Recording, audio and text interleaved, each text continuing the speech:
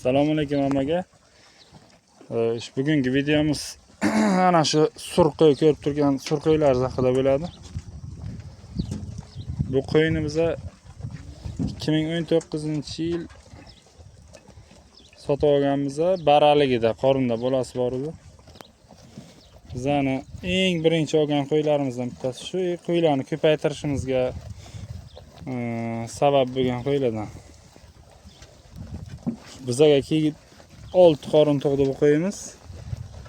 Mana shu surqo'y. 6 qorinda 4 yil 3 tadan, 2 yil 2 tadan 14 ta barra berdi.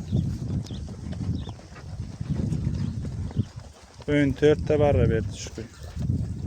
6 yil ichgan.